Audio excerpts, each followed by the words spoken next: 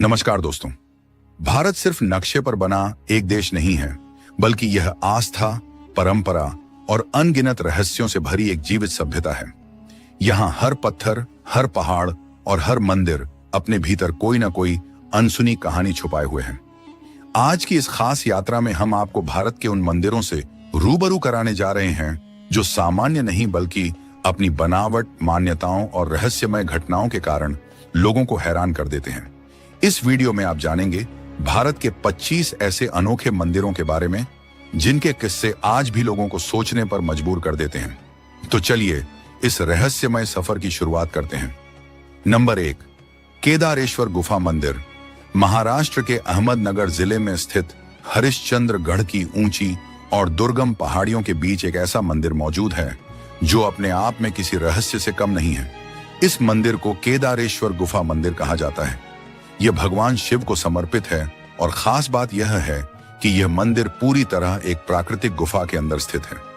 गुफा के बीचों बीच लगभग 5 फीट ऊंचा शिवलिंग स्थापित है, जिसके चारों ओर साल भर कमर तक पानी भरा रहता है। यहाँ आने वाले भक्तों को जल के भीतर खड़े होकर ही शिवलिंग की पूजा करनी होती है, जो इस मंदिर को बाकी शिव मंदिरों से बिल्कुल अलग बनाता है। इस गुफा की सबसे रहस्यमय चीज है यहाँ मौजूद 4 विशाल पत्थर के स्तंभ। समय के साथ इनमें से 3 स्तंभ टूट चुके हैं और फिलहाल केवल एक ही स्तंभ खड़ा हुआ है। स्थानीय लोगों की मान्यता के अनुसार ये चारों स्तंभ 4 युगों, सतयुग, त्रेता, द्वापर और कलयुग का प्रतीक माने जाते हैं। कहा जाता है कि जब जब कोई स्तंभ गिरा तब तब एक युग का अंत हुआ। जो आखिरी स्तंभ आज भी खड़ा है उसे कलयुग का प्रतीक माना जाता है और मान्यता है कि इसके गिरते ही कलयुग का भी अंत हो जाएगा। नंबर 2, मेहंदीपुर बालाजी मंदिर। राजस्थान के दौसा जिले में स्थित मेहंदीपुर बालाजी मंदिर भगवान हनुमान को समर्पित एक ऐसा स्थान है जिसकी पहचान इसकी रहस्यमयी घटनाओं के कारण पूरे देश में है। यह मंदिर आम धार्मिक स्थलों से बिल्कुल अलग माना जाता है। यहाँ रोजाना हजारों लोग ऐसे आते हैं जिनके बारे में विश्वास किया जाता है कि वे नकारात्मक शक्तियों या अदृश्य बाधाओं से पीड़ित हैं। मंदिर परिसर में कई बार ऐसे दृश्य देखने को मिलते हैं जो किसी को भी असहज कर सकते हैं। कोई जोर जोर से चिल्लाता दिखाई देता है तो कोई जमीन पर लौटता या रेंगता हुआ नजर आता है। मान्यता है कि विशेष पूजा और अर्जी के दौरान पीड़ित व्यक्ति के भीतर मौजूद नकारात्मक शक्तियां स्वयं बाहर आने लगती हैं। इसी वजह से कुछ लोगों को यह मंदिर डरावना लगता है, लेकिन श्रद्धालुओं का दृढ़ विश्वास है कि सच्चे मन से की गई प्रार्थना यहां जरूर असर दिखाती है। कहा जाता है कि हर दिन दोपहर ठीक 2 बजे होने वाला एक विशेष कीर्तन प्रेत बाधा, तंत्र मंत्र और नकारात्मक शक्तियों से मुक्ति दिलाने में अत्यंत प्रभावी माना जाता है। इस मंदिर का एक सख्त नियम भी है, यहाँ से प्रसाद या कोई भी वस्तु बाहर ले जाना मना है। मान्यता है कि ऐसा करने से नकारात्मक शक्तियां व्यक्ति के साथ बाहर भी जा सकती हैं। कई लोगों का कहना है कि जो लोग भूत प्रेत या अदृश्य शक्तियों पर विश्वास नहीं करते उन्हें एक बार मेहंदीपुर बालाजी जरूर जाना चाहिए, क्योंकि वहां जाकर उनकी सोच पूरी तरह बदल जाती है। नंबर 3, काल भैरव मंदिर। वाराणसी पवित्र नगरी वाराणसी में स्थित काल भैरव मंदिर भगवान शिव के उग्र स्वरूप को समर्पित है और इसे शहर के सबसे पुराने मंदिरों में से एक माना जाता है। काल का अर्थ है मृत्यु और मान्यता है कि मृत्यु भी काल भैरव की अनुमति के बिना आगे नहीं बढ़ सकती। इस मंदिर की सबसे अनोखी परंपरा यह है कि यहाँ भगवान को भोग के रूप में मदिरा अर्पित की जाती है। कई बार भक्तों को प्रसाद के रूप में शराब या उसकी खाली बोतल भी दी जाती है। बड़ी संख्या में श्रद्धालु यहाँ अपनी मनोकामनाएं लेकर आते हैं और उनका विश्वास है कि काल भैरव को मदिरा अर्पित करने से उनकी इच्छाएं अवश्य पूरी होती हैं। नंबर 4, ज्वालाजी मंदिर। कांगड़ा हिमाचल प्रदेश के कांगड़ा जिले में स्थित ज्वालाजी मंदिर भारत के प्रमुख शक्तिपीठों में गिना जाता है। धार्मिक मान्यताओं के अनुसार माता सती की जीभ इसी स्थान पर गिरी थी, जिसके कारण यहाँ शक्ति की आराधना की जाती है। इस मंदिर की सबसे चौंकाने वाली बात है यहाँ जलने वाली अखंड ज्योति, जो 100 वर्षों से भी अधिक समय से बिना बुझे लगातार प्रज्वलित है। श्रद्धालु इसे देवी का चमत्कार मानते हैं, जबकि वैज्ञानिकों का कहना है कि यह लौ जमीन के नीचे से निकलने वाली मीथेन गैस के कारण जलती रहती है। लेकिन जहां आस्था होती है वहां तर्क अक्सर पीछे छूट जाते हैं। नंबर 5, लेपाक्षी मंदिर। आंध्र प्रदेश के अनंतपुर जिले में स्थित लेपाक्षी मंदिर अपनी अद्भुत वास्तुकला और रहस्यमयी संरचना के कारण पूरी दुनिया में प्रसिद्ध है। इस प्राचीन मंदिर में भगवान शिव के वीरभद्र रूप की विशेष पूजा की जाती है। मंदिर परिसर में प्रवेश करते ही एक अनोखी वास्तुकला देखने को मिलती है। यहाँ कुल 70 विशाल पत्थर के खंभे बने हुए हैं, लेकिन इनमें से एक खंभा ऐसा है जो जमीन को छुए बिना ही हवा में टिका हुआ प्रतीत होता है। इसी अद्भुत संरचना के कारण यह मंदिर हैंगिंग पिलर टेम्पल के नाम से प्रसिद्ध हो गया है। हैरानी की बात यह है कि आज के आधुनिक इंजीनियर और वास्तु विशेषज्ञ भी यह समझ नहीं पाए हैं कि सैकड़ों साल पहले बिना किसी आधुनिक मशीन या तकनीक के ऐसा चमत्कारिक निर्माण कैसे संभव हुआ होगा। स्थानीय लोगों की गहरी आस्था है कि अगर कोई श्रद्धालु इस लटकते हुए खंभे के नीचे से कपड़ा निकालने में सफल हो जाता है तो उसकी मनोकामना अवश्य पूरी होती है। यही वजह है कि देश के कोने कोने से भक्त यहां दर्शन करने पहुंचते हैं। नंबर 6, बिजली महादेव मंदिर, कुल्लू, हिमाचल प्रदेश। हिमाचल प्रदेश की खूबसूरत कुल्लू घाटी में एक ऊंची पहाड़ी की चोटी पर स्थित बिजली महादेव मंदिर भगवान शिव को समर्पित एक अत्यंत रहस्यमय तीर्थ स्थल है। इस मंदिर से जुड़ी मान्यताएं इसे बाकी सभी शिव मंदिरों से बिल्कुल अलग बनाती हैं। यहाँ की सबसे चौंकाने वाली बात यह मानी जाती है कि लगभग हर 12 वर्षों में एक बार मंदिर में स्थापित शिवलिंग पर आकाश से बिजली गिरती है। मान्यता है कि यह कोई प्राकृतिक दुर्घटना नहीं, बल्कि इंद्रदेव स्वयं भगवान शिव की इच्छा से यह बिजली गिराते हैं। कहा जाता है कि इस दिव्य घटना के बाद शिवलिंग खंडित हो जाता है, जिसे पुजारी विशेष विधि से फिर से स्थापित करते हैं। यही रहस्य और आस्था इस मंदिर को अत्यंत विशेष बनाती है। हिमाचल की कुल्लू घाटी में स्थित बिजली महादेव मंदिर अपनी एक अनोखी घटना के लिए प्रसिद्ध है। मान्यता है कि हर कुछ वर्षों में यहाँ आकाशीय बिजली सीधे शिवलिंग पर गिरती है, जिससे शिवलिंग खंडित हो जाता है। इसके बाद मंदिर के पुजारी पारंपरिक रीति से मक्खन का लेप लगाकर शिवलिंग को दोबारा जोड़ते हैं। कुल्लू के लोग बिजली महादेव को अपना आराध्य मानते हैं और विश्वास करते हैं कि भगवान शिव स्वयं पूरी घाटी को आपदाओं से बचाते हैं। लोगों की आस्था है कि आने वाली प्राकृतिक विपत्तियों को शिव अपने ऊपर बिजली के रूप में ग्रहण कर लेते हैं। नंबर 7, चिलकुर बालाजी मंदिर, हैदराबाद, वीजागौड। हैदराबाद से लगभग 30 किलोमीटर दूर स्थित चिलकुर बालाजी मंदिर दुनिया भर में वीजागौड के नाम से जाना जाता है। यहाँ आने वाले भक्तों का दृढ़ विश्वास है कि सच्चे मन से प्रार्थना करने पर विदेश यात्रा से जुड़ी परेशानियां दूर हो जाती हैं। इसी अनोखी मान्यता के कारण हर साल देश विदेश से लाखों श्रद्धालु यहाँ भगवान बालाजी के दर्शन के लिए पहुंचते हैं। कहा जाता है कि जो भक्त पूरे विश्वास के साथ वीजा की कामना करते हैं, उनकी प्रार्थना शीघ्र पूरी होती है। यही वजह है कि लोग इस मंदिर को प्यार से वीजा टेम्पल कहने लगे हैं।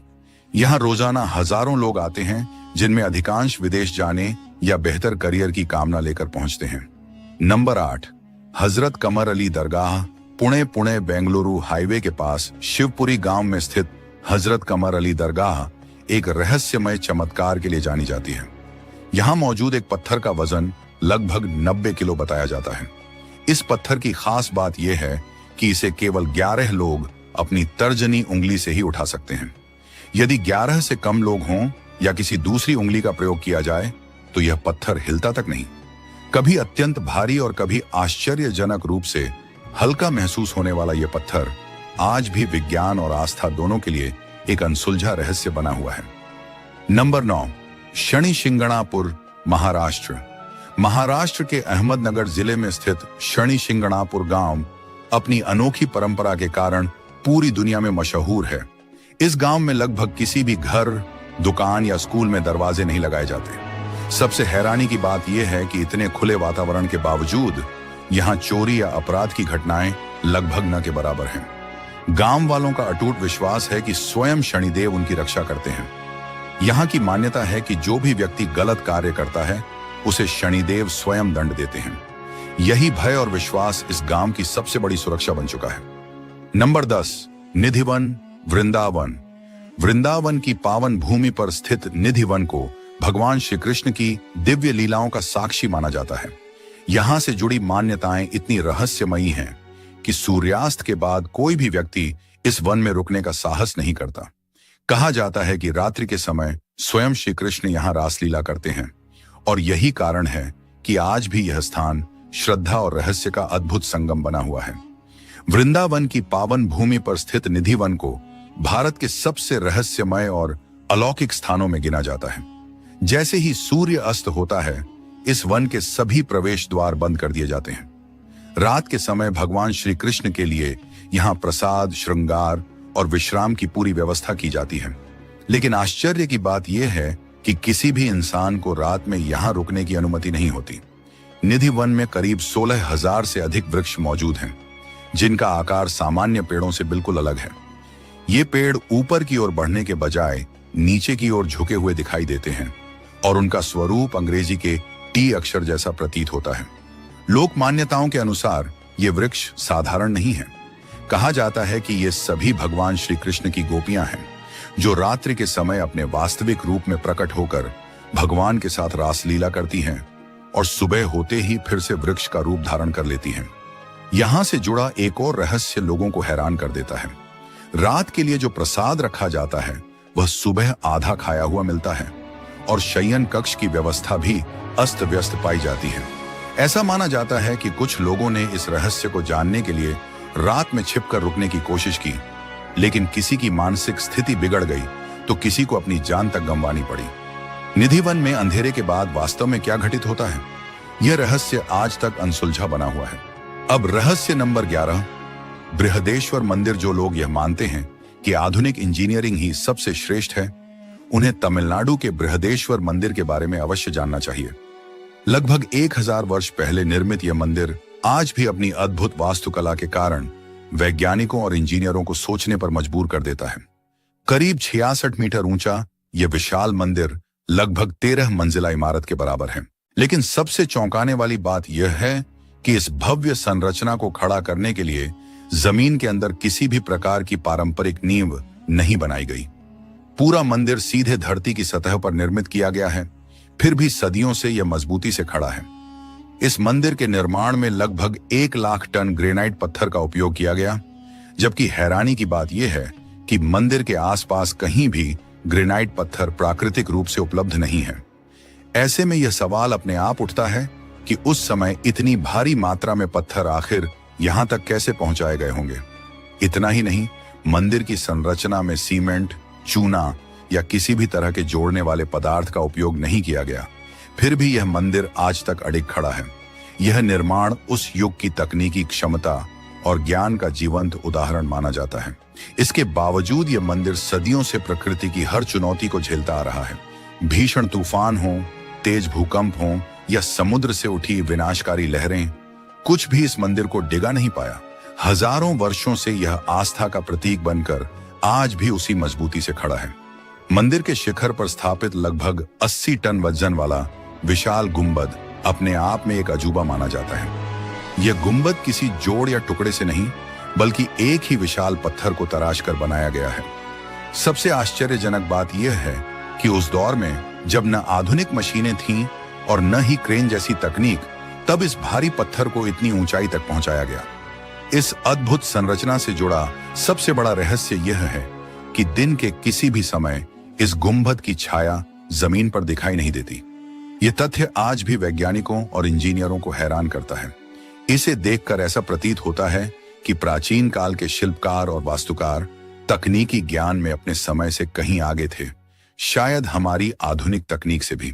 नंबर 12, मत्स्य माता मंदिर। गुजरात आमतौर पर मंदिरों में देवी देवताओं की मूर्तियों की पूजा की जाती है, लेकिन गुजरात के वलसाड जिले में स्थित मगो डूंगरी नामक स्थान पर एक ऐसा अनोखा मंदिर है जहां एक मछली को माता के रूप में पूजित किया जाता है। कहानी लगभग 300 वर्ष पुरानी मानी जाती है। गांव के एक व्यक्ति प्रभु टंडेल को एक रात स्वप्न आया, जिसमें उन्होंने देखा कि समुद्र से एक देवी प्रकट होती है और तट पर आकर अचेत अवस्था में गिर जाती है।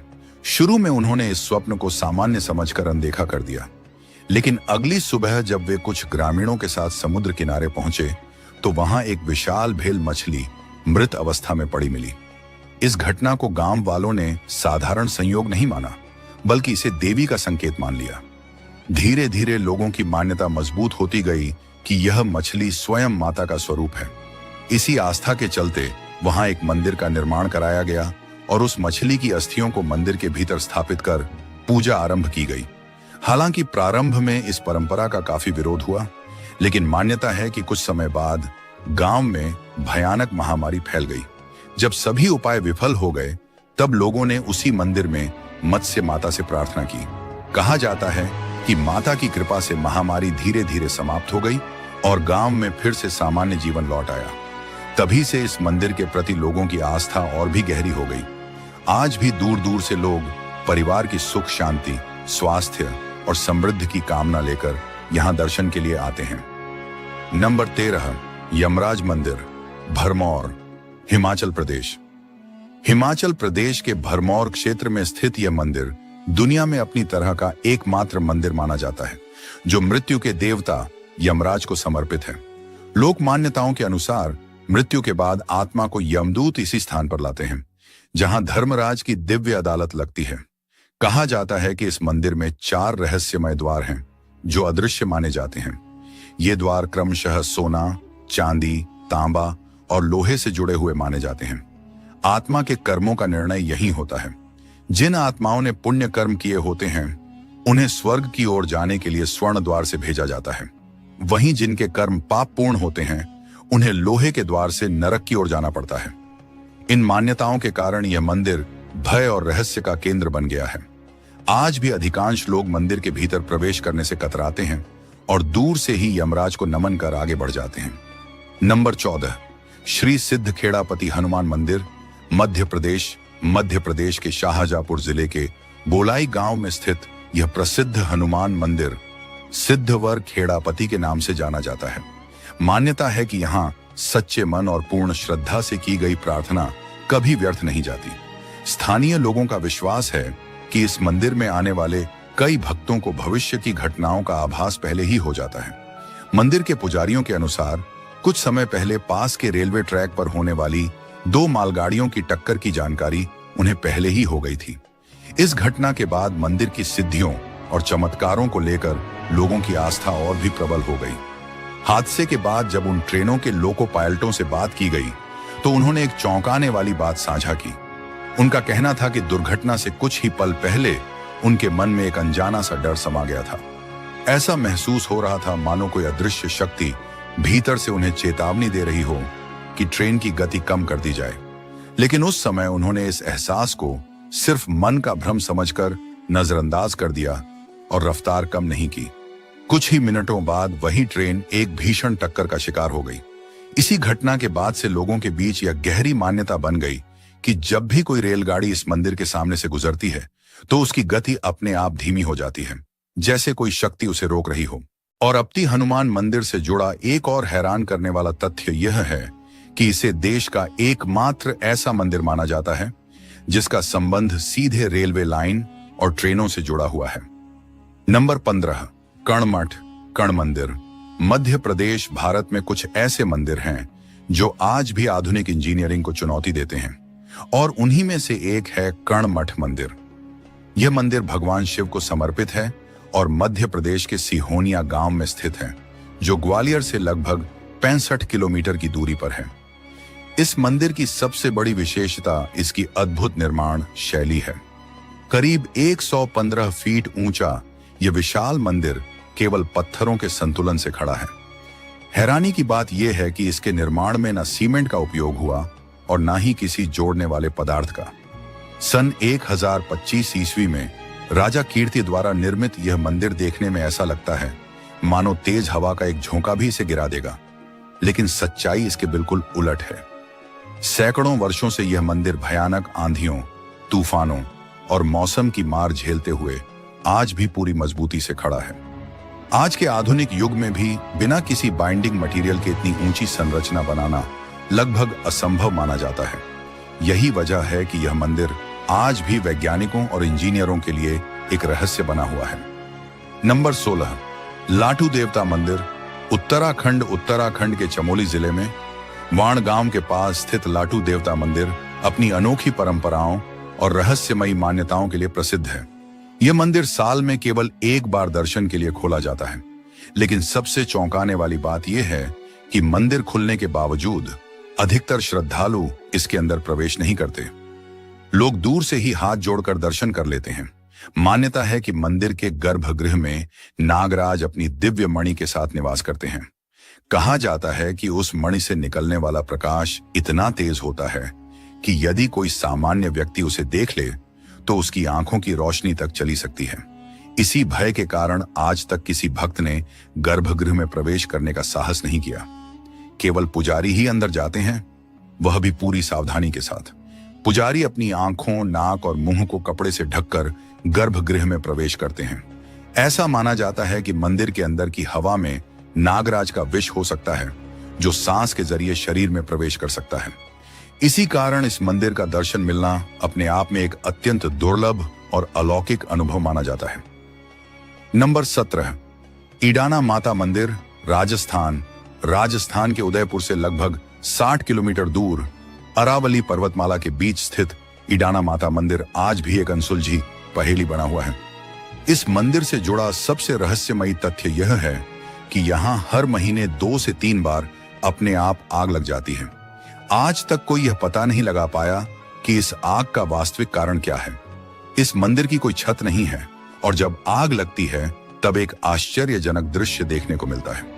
माता की मूर्ति पूरी तरह सुरक्षित रहती है, लेकिन उनका श्रृंगार, वस्त्र और चुनरी जलकर राख हो जाते हैं। स्थानीय लोग इस घटना को माता का अग्नि स्नान मानते हैं। मान्यता है कि जब मूर्ति पर चढ़ाए गए वस्त्र और आभूषण अधिक हो जाते हैं, तब माता स्वयं अग्नि के माध्यम से स्वयं को शुद्ध करती हैं। सबसे हैरानी की बात यह है कि इस अग्नि से आज तक मंदिर या आसपास की किसी वस्तु को कोई नुकसान नहीं पहुंचा। आग केवल मूर्ति की चुनरी तक ही सीमित रहती है, जो इस स्थान को और भी रहस्यमयी बना देती है। नंबर 18, करणी माता मंदिर, राजस्थान। राजस्थान के बीकानेर जिले में स्थित करणी माता मंदिर शक्ति उपासना का एक अद्वितीय केंद्र माना जाता है। यह मंदिर न सिर्फ अपनी मान्यताओं बल्कि अपनी अनोखी परंपराओं के कारण भी दुनिया भर में प्रसिद्ध है। श्रद्धालुओं की गहरी आस्था है कि करणी माता स्वयं मां दुर्गा का ही दिव्य स्वरूप है। यह मंदिर सिर्फ अपनी भक्ति परंपराओं के लिए नहीं, बल्कि यहाँ निवास करने वाले हजारों चूहों की वजह से पूरी दुनिया में अलग पहचान रखता है। मंदिर परिसर में रहने वाले इन चूहों को काबा कहा जाता है और इन्हें अत्यंत पवित्र माना जाता है। कहा जाता है कि यहाँ लगभग 20 से 25 हजार काबा मौजूद हैं। इन्हीं पवित्र जीवों की रक्षा के लिए भक्त मंदिर में सामान्य तरीके से कदम नहीं रखते, बल्कि धीरे धीरे पैरों को घसीटते हुए चलते हैं, ताकि अनजाने में भी किसी काबा को चोट न पहुंचे। मान्यता है कि अगर कोई चूहा किसी श्रद्धालु के पैरों के ऊपर से गुजर जाए तो यह माता का विशेष आशीर्वाद माना जाता है और व्यक्ति की मनोकामना शीघ्र पूरी होती है। मंदिर की रसोई में भी बड़ी संख्या में काबा दिखाई देते हैं, जो वहां रखे प्रसाद को ग्रहण कर लेते हैं। आश्चर्य की बात यह है कि उस प्रसाद को झूठा मानने के बजाय भक्त उसी प्रसाद को पूरी श्रद्धा के साथ स्वीकार करते हैं। अब तक ऐसा कोई प्रमाण नहीं मिला है कि इस प्रसाद को खाने से किसी को कोई बीमारी हुई हो, जिसे भक्त माता की कृपा मानते हैं। अब बात करते हैं केरल में स्थित पद्मनाभ स्वामी मंदिर की, जो भगवान विष्णु को समर्पित है और तिरुवनंतपुरम नगर में स्थित है। यह भव्य मंदिर 16वीं शताब्दी में त्रावणकोर के राजवंश द्वारा निर्मित कराया गया था। अपनी दिव्यता के साथ साथ यह मंदिर अपने रहस्यमय तहखानों के कारण भी दुनिया भर में चर्चा का विषय रहा है। मंदिर परिसर में कुल 6 गुप्त कक्ष बताए जाते हैं, जो लंबे समय तक बंद रहे। बाद में न्यायालय के आदेश के बाद इनमें से 5 तहखानों को खोला गया, जहां से अपार संपत्ति प्राप्त हुई। इनमें स्वर्ण भंडार, बहुमूल्य रत्न, दुर्लभ आभूषण और ऐतिहासिक धरोहरें शामिल थीं, जिनकी अनुमानित कीमत लाखों करोड़ रुपए बताई जाती है। हालांकि आज भी छठा तहखाना पूरी तरह रहस्य बना हुआ है। इस कक्ष में न तो कोई सामान्य दरवाजा है और न ही ताला। इसके प्रवेश द्वार पर 2 विशाल नागों की आकृतियां उकेरी गई हैं। मान्यता है कि यह कक्ष अत्यंत शक्तिशाली और पवित्र है, इसलिए इसे अब तक खोला नहीं गया। इसी वजह से इसे रहस्यमय भंडार या कालर भंडार कहा जाता है। लोक मान्यताओं के अनुसार इस द्वार को खोलना किसी साधारण व्यक्ति के वश की बात नहीं है। कहा जाता है कि इसे खोलने के लिए विशेष गुप्त मंत्रों और विधियों की आवश्यकता होती है।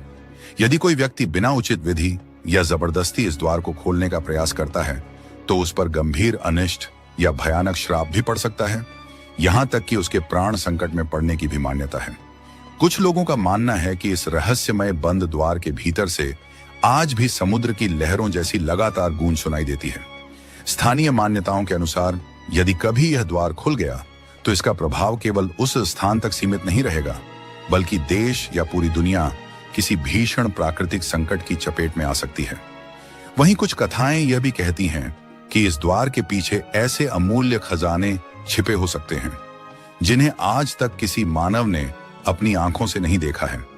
इस बंद दरवाजे को लेकर सदियों से अनेक तर्क, कहानियां और विश्वास प्रचलित हैं, लेकिन इन सब के बीच सच्चाई क्या है, इसका जवाब आज भी अनसुलझा है। इस स्थान की पवित्रता और उससे जुड़ी गहरी धार्मिक आस्थाओं के कारण सरकार भी इसे खोलने का साहस नहीं करती। नंबर 20, देवजी महाराज मंदिर, भोपाल, मध्य प्रदेश। मध्य प्रदेश की राजधानी भोपाल के समीप मलाजपुर क्षेत्र में स्थित देवजी महाराज मंदिर अपने अनोखे और रहस्यमय आयोजन भूत मेला के लिए जाना जाता है। यह मेला हर वर्ष पौष पूर्णिमा के अगले दिन आरंभ होकर बसंत पंचमी तक चलता है। इस दौरान न केवल श्रद्धालु बल्कि ऐसे लोग भी यहाँ पहुंचते हैं जिनके बारे में कहा जाता है कि वे किसी नकारात्मक शक्ति या अदृश्य प्रभाव से पीड़ित हैं। संध्या आरती के पश्चात मंदिर परिसर में विशेष धार्मिक क्रियाएं की जाती हैं, जिनका उद्देश्य लोगों को इन बाधाओं से मुक्त करना होता है। लोक कथाओं के अनुसार देवजी महाराज का जन्म लगभग 1700 ईस्वी के आसपास हुआ था। कहा जाता है कि उनमें असाधारण चमत्कारी शक्तियां थीं। कथाओं में वर्णन मिलता है कि वे रेत को नमक, मिट्टी को गुड़ और पत्थर को नारियल में परिवर्तित कर देते थे। इन्हीं अलौकिक क्षमताओं के कारण आज भी उन्हें दिव्य पुरुष मानकर पूजा जाता है। नंबर 21, हडिम्बा देवी मंदिर, हिमाचल प्रदेश। हिमाचल प्रदेश के मनाली क्षेत्र के ढूंगी गांव में स्थित हडिम्बा देवी मंदिर को ढूंगरी मंदिर के नाम से भी जाना जाता है। यह मंदिर अपनी अनोखी लकड़ी से बनी वास्तुकला के साथ साथ अपनी पौराणिक कथा के कारण भी अत्यंत प्रसिद्ध है। सबसे रोचक प्रश्न यह है कि राक्षस कुल में जन्म लेने वाली हडिम्बा को देवी का स्थान कैसे प्राप्त हुआ? इसका उत्तर महाभारत काल की कथा में छिपा है। कहा जाता है कि जब पांडव अपने वनवास के दौरान इस घने जंगल में पहुंचे, तब यह क्षेत्र हडिम्बा और उनके भाई हिडिम्ब के अधीन था। हिडिम्ब एक क्रूर स्वभाव का राक्षस था जो आसपास के लोगों को लगातार भयभीत करता रहता था। जैसे ही उसे पांडवों के आगमन का पता चला, वह उन्हें समाप्त करने के उद्देश्य से आगे बढ़ा, लेकिन उसका सामना भीम से हुआ और युद्ध में हिडिम्ब का अंत हो गया। अपने भाई की मृत्यु के बाद भी हडिम्बा के मन में भीम के प्रति द्वेष नहीं बल्कि प्रेम उत्पन्न हो गया। उन्होंने स्वयं भीम के सामने विवाह का प्रस्ताव रखा, जिसे भीम ने स्वीकार कर लिया। इस विवाह से एक पुत्र का जन्म हुआ जिसे हम घटोत्कच के नाम से जानते हैं। इसी कारण आज हडिम्बा देवी को शक्ति और भक्ति का अद्भुत प्रतीक माना जाता है। जब पांडव अपनी आगे की यात्रा पर निकले, तब उन्होंने हडिम्बा को भी साथ चलने का न्योता दिया, लेकिन हडिम्बा ने यह निर्णय लिया कि वह मनाली और उसके आसपास के जंगल की सुरक्षा के लिए वहीं रुकेंगी। उन्होंने अपने पुत्र घटोत्कच के साथ उसी वन में निवास करना शुरू किया और इस क्षेत्र की संरक्षक बन गईं। कहा जाता है कि हडिम्बा देवी ने एक छोटी गुफा में रहकर कठिन तपस्या की। राक्षस कुल में जन्म लेने के बावजूद उनका स्वभाव अत्यंत शांत और करुणामय था। भीम से विवाह और कठोर तपस्या के कारण हडिम्बा को देवी का दर्जा प्राप्त हुआ। आज भी स्थानीय लोग मानते हैं कि हडिम्बा देवी हर संकट और विपत्ति से मनाली की रक्षा करती हैं और उन्हें अपनी कुलदेवी के रूप में पूजते हैं। इस मंदिर की सबसे खास बात यह है कि यहाँ देवी की कोई मूर्ति नहीं है, केवल वह छोटी गुफा और पवित्र पत्थर हैं जिन पर देवी ने तपस्या की थी। वर्तमान मंदिर का निर्माण वर्ष 1553 में कुल्लू के राजा महाराजा बहादुर सिंह ने करवाया था। चारों ओर फैले घने देवदार के वृक्ष इस स्थान की सुंदरता को और भी रहस्यमय बना देते हैं। हडिम्बा देवी मंदिर आज मनाली के प्रमुख दर्शनीय स्थलों में शामिल है और यहाँ हर साल देश विदेश से लाखों लोग दर्शन करने आते हैं। पंजाब के जालंधर जिले के तलह गांव में स्थित एरोप्लेन गुरुद्वारा भी एक अनोखी धार्मिक परंपरा के लिए जाना जाता है। इसका असली नाम शहीद बाबा निहाल सिंह जी गुरुद्वारा है, लेकिन लोग इसे अब एरोप्लेन गुरुद्वारा के नाम से ज्यादा जानते हैं। यहाँ श्रद्धालु अपनी मन्नत पूरी होने की कामना के लिए छोटे खिलौना हवाई जहाज चढ़ाते हैं। कहते हैं कि इस परंपरा की शुरुआत कई साल पहले कुछ युवकों ने विदेश जाने की इच्छा लेकर की थी। उन्होंने गुरुद्वारे में खिलौना विमान अर्पित किया और कुछ समय बाद उनके वीजा लग गए। यह घटना इतनी चर्चित हुई कि धीरे धीरे यह विश्वास और परंपरा बन गई। आज यहाँ हर दिन बड़ी संख्या में लोग आते हैं और वीजा लगने की कामना के साथ खिलौना एरोप्लेन चढ़ाते शाम होते ही ये खिलौने बच्चों को प्रसाद की तरह वितरित किए जाते हैं, जिससे उनके चेहरों पर खुशी की चमक और उत्साह दोनों नजर आते हैं। नंबर 23, कोलकाता का चाइनीज काली मंदिर कोलकाता के एक खास इलाके नारा में स्थित है, जिसे लोग चाइना टाउन के नाम से भी जानते हैं। यहाँ दशकों से चीनी समुदाय के लोग बसे हुए हैं। इसी इलाके में एक अनोखा काली माता का मंदिर है, जो देखने में सामान्य मंदिर जैसा लगता है, लेकिन इसकी खासियत इसके प्रसाद में है। यहाँ भक्तों को प्रसाद के तौर पर मोमो, चाउमीन और अन्य चीनी व्यंजन मिलते हैं, जो इसे बाकी मंदिरों से बिल्कुल अलग बनाते हैं। कहानी लगभग 60 साल पुरानी है। एक समय एक चीनी परिवार का बच्चा गंभीर रूप से बीमार हो गया था। तमाम इलाजों और डॉक्टरों के प्रयासों के बावजूद उसकी तबीयत नहीं सुधरी। आखिरी उम्मीद के तौर पर माता पिता उसे इस जगह लेकर आए। उस समय यहाँ कोई भव्य मंदिर नहीं था, केवल एक पेड़ के नीचे रखे 2 साधारण पत्थर मां काली का प्रतीक माने जाते थे। श्रद्धा और विश्वास के साथ प्रार्थना करने के बाद बच्चे की तबीयत में सुधार हुआ। यही घटना इस स्थान को माता काली से जोड़कर देखने की शुरुआत बनी। धीरे धीरे यह जगह एक मंदिर में बदल गई और आज यह न केवल स्थानीय लोगों बल्कि दूर दराज से आने वाले चीनी समुदाय के लोगों के लिए भी आकर्षण का केंद्र बन गया है। मंदिर में हिंदू और चीनी पुजारी मिलकर पूजा करते हैं और परिसर में चीनी अगरबत्तियों की खुशबू के साथ मां काली की आरती का अनुभव मिलता है। यह मंदिर वास्तव में सांस्कृतिक मेलजोल और एकता का प्रतीक बन गया है। नंबर 24, चांदपटना डॉग टेम्पल कर्नाटक के चन्नापटना में एक अनोखा मंदिर स्थित है, जहां कुत्तों को रक्षक और संरक्षक के रूप में पूजा जाता है। इस मंदिर की कहानी साल 2010 से शुरू होती है। गांव के एक व्यापारी रमेश ने अपनी कुलदेवी कैंपम्मा माता के लिए मंदिर बनवाने का निर्णय लिया। मंदिर के निर्माण के दौरान रोज 2 कुत्ते वहां आकर शांतिपूर्वक आंगन में बैठ जाया करते थे। यह क्रम मंदिर के पूरा होने तक जारी रहा, लेकिन जैसे ही मंदिर बनकर तैयार हुआ, दोनों कुत्ते अचानक गायब हो गए और फिर कभी दिखाई नहीं दिए। कुछ समय बाद गांव के एक व्यक्ति को स्वप्न में देवी कैंपम्मा के दर्शन हुए। देवी ने संकेत दिया कि इन कुत्तों की प्रतिमाएं मंदिर में स्थापित की जाए, क्योंकि वे गांव और मंदिर की रक्षा कर रहे थे। इसके बाद दोनों कुत्तों की मूर्तियां मंदिर में लगाई गईं और उन्हें श्रद्धा के साथ सम्मान दिया गया। आज यह मान्यता है कि ये रक्षक कुत्ते गांव को बुरी नजर और नकारात्मक शक्तियों से बचाते हैं। यही कारण है कि हर दिन बड़ी संख्या में भक्त इस मंदिर में दर्शन के लिए आते हैं। भारत में कई ऐसे मंदिर हैं जिनकी परंपराएं और मान्यताएं आम सोच से अलग हैं। उनमें से एक है केरल का मंच मुरुगन मंदिर। इस मंदिर की खासियत यह है कि यहाँ भगवान मुरुगन के बाल रूप को चढ़ावे के रूप में नेस्ले की मंच चॉकलेट अर्पित की जाती है। कहा जाता है कि कुछ साल पहले एक मुस्लिम परिवार का छोटा बच्चा खेलते खेलते मंदिर की घंटी बजाने लगा। उसके माता पिता ने उसे डांट दिया, लेकिन उसी रात वह बच्चा अचानक गंभीर रूप से बीमार पड़ गया। बीमार बच्चे ने बार बार भगवान मुरुगन का नाम लिया। माता पिता परेशान होकर उसे मंदिर ले गए। उन्होंने तेल और फूल चढ़ाए, लेकिन बच्चा खुद कुछ अर्पित करना चाहता था।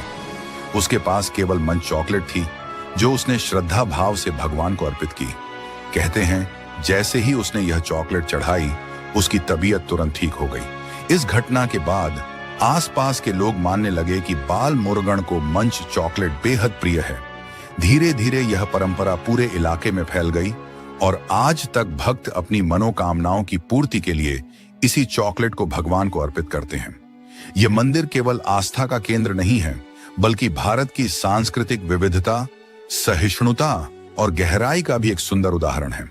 दोस्तों, अगर आपको यह कहानी रोचक लगी हो तो वीडियो को लाइक करें और अपने दोस्तों के साथ शेयर करें, ताकि वे भी इन अनोखे मंदिरों के बारे में जान सकें। अगर आपने अभी तक हमारे चैनल को सब्सक्राइब नहीं किया है तो अभी कर लें, ताकि हमारी अगली रोमांचक यात्राओं की जानकारी सबसे पहले आपको मिले। जय हिंद और शुभ यात्रा।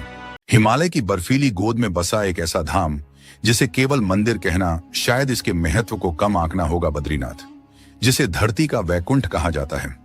लेकिन क्या यह सच में सिर्फ श्रद्धा का केंद्र है, या फिर किसी ऐसे लोक का द्वार जहां भौतिक संसार की सीमाएं समाप्त हो जाती हैं? क्या आपने कभी सोचा है कि इस वीरान, दुर्गम और कठोर क्षेत्र को नर और नारायण ने अपनी अनंत तपस्या के लिए क्यों चुना? और आखिर क्या वजह है कि आज भी करोड़ों लोग उसी कठिन रास्ते पर चलकर एक ऐसी अनुभूति की तलाश में आते हैं जिसे विज्ञान आज तक परिभाषित नहीं कर पाया? यहाँ के नंबूदरी ब्राह्मण पुजारी सदियों से अविवाहित क्यों रहते हैं?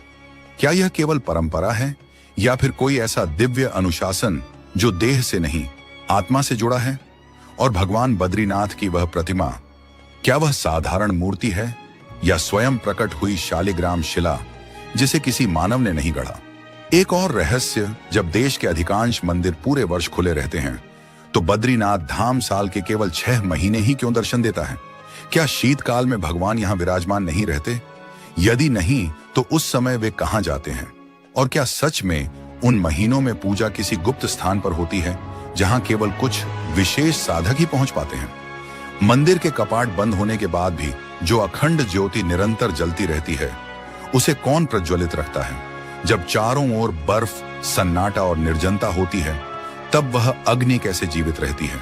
क्या यह किसी मानवीय व्यवस्था का परिणाम है, या उस शक्ति का प्रमाण जो युगों से इस स्थान की रक्षा कर रही है? और बद्रीनाथ में माता लक्ष्मी की उपासना स्त्रीवेश में क्यों की जाती है? कहा जाता है कि देवी लक्ष्मी स्वयं बद्री वृक्ष का रूप लेकर भगवान की तपस्या की ढाल बनी थी।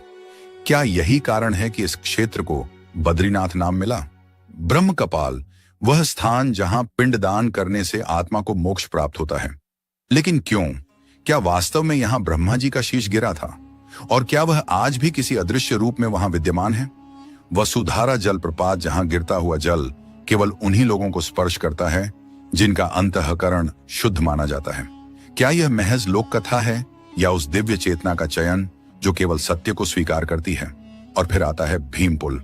कहा जाता है कि यह वही विशाल शिला है जिसे महाबली भीम ने सरस्वती नदी पर रखा था ताकि द्रौपदी पार जा सके।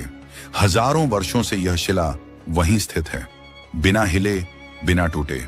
क्या यह सिर्फ एक चट्टान है, या किसी अलौकिक शक्ति से बंधा हुआ द्वार? बद्रीनाथ का प्रसाद इतना विशेष क्यों माना जाता है कि कुछ श्रद्धालु उसे ग्रहण करने के बाद भीतर एक अलग ही चेतना का अनुभव करते हैं? तप्त कुंड, जहां पानी का तापमान हमेशा लगभग 54 डिग्री रहता है, जबकि आसपास की हवा शरीर को जमा देने वाली ठंड से भरी होती है। यह ऊष्मा कहां से आती है? क्या यह भूगर्भीय ऊर्जा है, या किसी दिव्य अग्नि का संकेत? और क्यों यहां मौन को सबसे बड़ी साधना माना गया है? क्या शब्दों से दूर रहकर ही साधक उस शक्ति से जुड़ सकता है जिसे कहा नहीं जा सकता, केवल महसूस किया जा सकता है? कहा जाता है कि नर और नारायण पर्वत धीरे धीरे एक दूसरे की ओर बढ़ रहे हैं, और जिस दिन ये दोनों मिल जाएंगे उस दिन बद्रीनाथ का मार्ग सदा के लिए बंद हो जाएगा। क्या यह केवल मान्यता है, या किसी आने वाले परिवर्तन का संकेत? क्या आपने गौर किया कि बद्रीनाथ धाम में कुत्ते कभी नहीं भौंकते? और बादल बरसते तो हैं, लेकिन गरजते नहीं। बिजली चमकती है पर कड़कती नहीं। क्या यह प्रकृति का संयोग है, या किसी दिव्य मर्यादा का पालन? मंदिर में शंख क्यों नहीं बजाया जाता, जबकि सनातन परंपरा में शंख को अत्यंत पवित्र माना गया है? और जोशी मठ में भगवान नरसिंह की प्रतिमा, क्या सच में उनका हाथ धीरे धीरे क्षीण होता जा रहा है? और जिस दिन वह पूर्ण रूप से विलीन होगा, उस दिन क्या कलियुग का संतुलन बदल जाएगा? क्या बद्रीनाथ धाम और कलियुग के अंत के बीच कोई गहरा संबंध है? इन सभी रहस्यों, कथाओं और संकेतों को जानने के लिए इस वीडियो को अंत तक अवश्य देखें, क्योंकि आज हम आपको बद्रीनाथ धाम के उन पहलुओं से रूबरू कराने वाले हैं जिन्हें जानने के बाद इस धाम को देखने का आपका नजरिया पूरी तरह बदल जाएगा। नमस्कार मित्रों, बद्रीनाथ धाम के रहस्यों को समझने से पहले हमें इसकी उत्पत्ति की कथा जाननी होगी, क्योंकि बद्रीनाथ केवल एक तीर्थ नहीं बल्कि सनातन परंपरा की जीवित चेतना है। पौराणिक कथाओं के अनुसार इस दिव्य क्षेत्र की स्थापना स्वयं भगवान विष्णु से जुड़ी है, लेकिन बहुत कम लोग जानते हैं कि यह भूमि कभी भगवान शिव और माता पार्वती का निवास स्थान थी। हिमालय की इस गोद में शिव परिवार निवास करता था, और उनकी उपस्थिति से यह क्षेत्र तपस्या के लिए सर्वोत्तम माना जाता था। परंतु जब भगवान विष्णु की दृष्टि इस स्थान पर पड़ी तो वे इसकी दिव्यता से अत्यंत प्रभावित हुए। उन्होंने इसे अपनी साधना स्थली बनाने का निश्चय किया। लेकिन उन्होंने यह स्थान सीधे मांगने के बजाय एक अद्भुत लीला रची। भगवान विष्णु ने एक रोते हुए बालक का रूप धारण किया और यहीं से आरंभ होती है बद्रीनाथ धाम की वह रहस्यमयी कथा जिसने इस भूमि को वैकुंठ का द्वार बना दिया।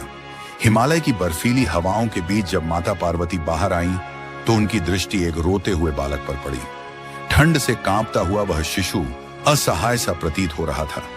उसकी आंखों से बहते आंसुओं ने माता के हृदय को द्रवित कर दिया। करुणा से भरी माता ने तुरंत उस बालक को अपनी बाहों में समेट लिया। पर आश्चर्य यहीं समाप्त नहीं हुआ। माता की गोद में आने के बाद भी वह बालक शांत नहीं हुआ। उसका रुदन निरंतर चलता रहा। यह दृश्य देखकर भगवान शिव ने गंभीर स्वर में कहा, यह बालक साधारण नहीं है, इसे अपने से अलग कर दो। समय आने पर यह स्वयं स्थिर हो जाएगा। किंतु माता पार्वती की ममता ने उनकी चेतावनी को स्वीकार नहीं किया। मां का हृदय किसी तर्क को नहीं मानता। उन्होंने बालक को अपने कक्ष में ले जाकर सुलाने का प्रयास किया, मानो अपनी ममता की छाया में उसे सुरक्षा और शांति देना चाहती हूं। जब लीला अपने निर्णायक मोड़ पर पहुंची, तब भगवान विष्णु ने इस दिव्य योजना को और आगे बढ़ाया। जैसे ही माता पार्वती बालक को अपने साथ भीतर ले गईं, उसी क्षण भगवान विष्णु ने अपने योग माया के प्रभाव से मंदिर के द्वार अंदर से बंद कर दिए। कुछ समय बाद जब भगवान शिव अपने निवास में प्रवेश करने आए, तो उन्होंने देखा कि द्वार पूरी तरह अवरुद्ध हैं। उन्होंने उन्हें खोलने का प्रयास किया, किंतु द्वार टस से मस नहीं हुए। तभी भीतर से भगवान विष्णु अपने वास्तविक स्वरूप में प्रकट हुए और विनम्र भाव से बोले, प्रभु, यह स्थान मुझे अत्यंत प्रिय लगने लगा है। मेरी इच्छा है कि मैं यहीं तपस्या करूं और यहीं से अपने भक्तों को दर्शन दूं। आप कृपा करके मेरी इस प्रार्थना को स्वीकार करें और केदारनाथ में वास करें। भगवान शिव, जो सदा दूसरों की भावनाओं और इच्छाओं का सम्मान करते हैं, मंद मुस्कान के साथ इस अनुरोध को स्वीकार कर लेते हैं। वे उस स्थान को छोड़कर केदारनाथ की ओर प्रस्थान करते हैं और भगवान विष्णु यहीं स्थायी रूप से निवास करने लगते हैं। यही कारण है कि बद्रीनाथ और केदारनाथ दोनों ही धामों को सनातन परंपरा में असाधारण आध्यात्मिक महत्व प्राप्त है। आज भी भगवान शिव केदारनाथ में और भगवान विष्णु बद्रीनाथ में अपने भक्तों को दर्शन देते हैं। समय के प्रवाह के साथ यह पवित्र स्थल प्राकृतिक आपदाओं और बाहरी आक्रमणों के कारण क्षतिग्रस्त होता चला गया, किंतु 8वीं शताब्दी में इस धाम का पुनर्जागरण हुआ, जब आदि गुरु शंकराचार्य ने इसका पुनः उद्धार किया। मान्यता है कि उन्हें स्वप्न में भगवान विष्णु के दर्शन हुए, जिसमें अलकनंदा नदी के समीप एक शालिग्राम शिला के रूप में भगवान की उपस्थिति का संकेत मिला। शंकराचार्य ने उस दिव्य शिला को खोजकर विधि विधान से स्थापित किया और तभी से बद्रीनाथ धाम पुनः सनातन धर्म के प्रमुख तीर्थों में गिना जाने लगा। ऐसा कहा जाता है कि बद्रीनाथ में भगवान नारायण आज भी योग ध्यान की अवस्था में विराजमान हैं। यही कारण है कि यह स्थान केवल श्रद्धालुओं के लिए ही नहीं, बल्कि साधकों और तपस्वियों के लिए भी अत्यंत विशेष माना जाता है। यहां आने वाले भक्तों को ऐसा अनुभव होता है मानो वे किसी अदृश्य दिव्य शक्ति के सानिध्य में खड़े हों। यह मंदिर केवल पत्थरों से बना ढांचा नहीं, बल्कि आत्मिक उन्नति का एक जीवंत द्वार है। हिमालय की ऊंची चोटियों से घिरा यह धाम समुद्र तल से लगभग 10,170 फीट की ऊंचाई पर स्थित है। समीप बहती अलकनंदा नदी इसकी पवित्रता को और भी गहरा कर देती है। मान्यता है कि इसी क्षेत्र में नारद मुनि ने भगवान विष्णु की कठोर तपस्या की थी और उन्हें साक्षात दर्शन प्राप्त हुए थे। इतिहास, अध्यात्म और प्रकृति तीनों का अद्भुत संगम बद्रीनाथ धाम को सनातन संस्कृति की अमूल्य धरोहर बनाता है। हर वर्ष लाखों श्रद्धालु यहाँ केवल दर्शन के लिए नहीं, बल्कि आत्मिक शांति और ईश्वर की अनुभूति के लिए आते हैं। यह यात्रा बाहरी नहीं, बल्कि भीतर की यात्रा बन जाती है, जो व्यक्ति को जीवन के गहरे रहस्यों से परिचित कराती है।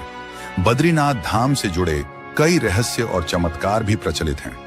इन्हीं में से एक सबसे रहस्यमयी परंपरा है यहाँ शंख न बजाया जाना। जबकि यह भगवान विष्णु का निवास है, फिर भी शंख ध्वनि निषिद्ध है। इसके पीछे एक रोचक पौराणिक कथा छिपी हुई है, लेकिन उस कथा पर जाने से पहले आइए जानते हैं बद्रीनाथ धाम से जुड़े कुछ और रहस्य। उत्तराखंड की हिमालयी गोद में स्थित बद्रीनाथ धाम केवल एक मंदिर नहीं, बल्कि सनातन परंपरा की जीवित कथा है। यहाँ भगवान विष्णु के बद्री विशाल स्वरूप की पूजा होती है।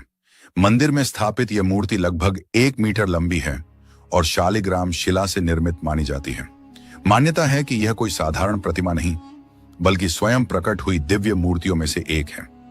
इतिहास के पन्नों में झांकें तो पता चलता है कि 6वीं से 7वीं शताब्दी के आसपास यह क्षेत्र पूरी तरह सुरक्षित नहीं था। न तो मंदिर की रक्षा के लिए सैनिक थे और न ही कोई स्थायी व्यवस्था। बाहरी आक्रमणों और उपद्रवियों के भय से तत्कालीन पुजारियों ने एक कठिन निर्णय लिया। भगवान बद्री विशाल की मूर्ति को सुरक्षित रखने के उद्देश्य से उसे अलकनंदा नदी की धारा में प्रवाहित कर दिया गया। समय बीतता गया और मूर्ति का स्थान लोगों की स्मृति से भी ओझल हो गया। कई शताब्दियों बाद जब आदि गुरु शंकराचार्य बद्रीनाथ पहुंचे, तब उन्होंने मंदिर और उसकी परंपराओं के बारे में जाना। जब पुजारियों ने उन्हें बताया कि मूल विग्रह वर्षों पहले अलकनंदा में समर्पित कर दिया गया था और अब किसी को यह झांत नहीं कि वह किस दिशा में गया, तो शंकराचार्य जी ने ध्यान साधना की। ध्यान पूर्ण होते ही वे बिना किसी हिचक के नदी की ओर बढ़े। अचानक उन्होंने नारद कुंड में छलांग लगा दी। यह दृश्य देखकर वहां उपस्थित लोग घबरा गए, क्योंकि नारद कुंड को अत्यंत गहरा और प्रचंड माना जाता है। ऐसा लगता था कि वहां से कोई जीवित लौट ही नहीं सकता। लेकिन शंकराचार्य सामान्य पुरुष नहीं, दिव्य चेतना से ओतप्रोत महापुरुष थे। कुछ ही क्षणों बाद जब वे जल से बाहर आए, तो उनके हाथों में भगवान बद्री विशाल की वही पावन मूर्ति थी। उसी क्षण से इस मूर्ति की पुनः स्थापना की गई और तब से लेकर आज तक उसी दिव्य विग्रह की पूजा निरंतर होती आ रही है। यह प्रतिमा केवल पत्थर का आकार नहीं, बल्कि भक्तों के लिए स्वयं भगवान विष्णु की जीवंत उपस्थिति का प्रतीक है। आज जिस दर्शन का सौभाग्य हमें प्राप्त होता है, वह आदि गुरु शंकराचार्य की तपस्या और संकल्प का परिणाम है। बद्रीनाथ धाम केवल आध्यात्मिक ऊर्जा का केंद्र नहीं, बल्कि चमत्कारों और ऐतिहासिक घटनाओं से जुड़ा एक अनुपम तीर्थ है। यहाँ आने वाला प्रत्येक भक्त मूर्ति के दर्शन मात्र से भीतर एक गहन शांति और दिव्यता का अनुभव करता है। ऐसा प्रतीत होता है मानो स्वयं नारायण भक्त के सामने विराजमान हो। शास्त्रों में यह भी वर्णन मिलता है कि बद्रीनाथ एकमात्र ऐसा धाम है जहां वर्ष के 6 महीने मनुष्य भगवान नारायण की सेवा करते हैं और शेष 6 महीने देवताओं द्वारा पूजा संपन्न की जाती है। केदारनाथ की भांति बद्रीनाथ मंदिर के कपाट भी शीत ऋतु में विधि पूर्वक बंद कर दिए जाते हैं। भाई दूज के शुभ दिन मंदिर के द्वार बंद होते हैं और अक्षय तृतीया के अवसर पर पुनः भक्तों के लिए खोल दिए जाते हैं। कपाट बंद होने की तिथि विजयदशमी को घोषित की जाती है, जबकि कपाट खुलने की तिथि का निर्धारण महाशिवरात्रि के दिन होता है। जब भी जीवन में बद्रीनाथ धाम जाने का अवसर मिले, तो भगवान बद्री विशाल के चरणों में शीश झुकाने के साथ साथ आदि गुरु शंकराचार्य को नमन अवश्य करें, क्योंकि उन्हीं के प्रयासों से यह दिव्य मूर्ति आज भी हमें दर्शन देकर ईश्वर की अनंत कृपा का अनुभव कराती है। अब प्रश्न यह उठता है कि बद्रीनाथ धाम के कपाट हर वर्ष लगभग 6 महीनों तक बंद क्यों रहते हैं? इसका उत्तर आस्था से पहले प्रकृति में छिपा है। उत्तराखंड के चमोली जनपद में स्थित बद्रीनाथ धाम समुद्र तल से अत्यधिक ऊंचाई पर विराजमान है। शरद ऋतु के समाप्त होते ही, यानी अक्टूबर के अंत से लेकर अप्रैल तक, यह पूरा क्षेत्र भयंकर ठंड और लगातार बर्फबारी की चपेट में आ जाता है। कई फीट मोटी बर्फ की परत सड़कें, घाटियां और पर्वतीय रास्तों को पूरी तरह ढक लेती हैं। ऐसे में न केवल श्रद्धालुओं का, बल्कि पुजारियों का भी यहां पहुंचना असंभव हो जाता है। इन्हीं कठोर प्राकृतिक परिस्थितियों को ध्यान में रखते हुए और शास्त्रीय परंपराओं के अनुसार हर वर्ष इस अवधि में बद्रीनाथ मंदिर के कपाट विधिपूर्वक बंद कर दिए जाते हैं। इसका उद्देश्य केवल सुरक्षा नहीं, बल्कि यह सुनिश्चित करना भी है कि मंदिर की पवित्रता और धार्मिक मर्यादाएं अक्षुण्ण बनी रहें। लेकिन कपाट बंद होने का अर्थ यह नहीं कि भगवान बद्री विशाल की पूजा रुक जाती है। कहा जाता है कि मंदिर बंद होने के बाद भगवान की निरंतर उपासना जोशी मठ स्थित भगवान नरसिंह मंदिर में होती है। वहां बद्री विशाल की उत्सव मूर्ति स्थापित की जाती है और पूरे शीतकाल में सभी दैनिक अनुष्ठान वहीं संपन्न किए जाते हैं। यह परंपरा कोई नई नहीं, बल्कि सहस्राब्दियों से चली आ रही एक जीवंत धार्मिक परंपरा है, जिसका आध्यात्मिक महत्व अत्यंत गहरा माना जाता है। जब ग्रीष्म ऋतु में अक्षय तृतीया के पावन अवसर पर बद्रीनाथ धाम के कपाट पुनः खोले जाते हैं, तब एक अत्यंत रहस्यमय दृश्य श्रद्धालुओं को देखने को मिलता है। मंदिर के गर्भगृह में एक दीपक पहले से जलता हुआ पाया जाता है। मान्यता है कि यह दीप देवताओं द्वारा प्रज्वलित किया गया होता है और 6 महीने तक दिव्य लोक में पूजा संपन्न होती रहती है। बद्रीनाथ धाम से जुड़ा यह रहस्य इसे केवल एक तीर्थ नहीं बल्कि एक अद्वितीय आध्यात्मिक केंद्र बना देता है, जहां मानव और देवलोक के बीच की दूरी मिट जाती है। इन सभी रहस्यों में सबसे अद्भुत है मंदिर की अखंड ज्योति। कहा जाता है कि कपाट बंद किए जाने से पहले मुख्य पुजारी विधि विधान के साथ गर्भगृह में इस ज्योति को प्रज्वलित करते हैं। इसके बाद 6 महीनों तक जब पूरा क्षेत्र बर्फ से ढका रहता है और मंदिर में कोई मानव प्रवेश नहीं करता, तब भी यह ज्योति निरंतर जलती रहती है, वह भी बिना किसी तेल या बाती के। जब मंदिर के द्वार दोबारा खोले जाते हैं तो वही ज्योति ज्यों की त्यों जलती हुई मिलती है।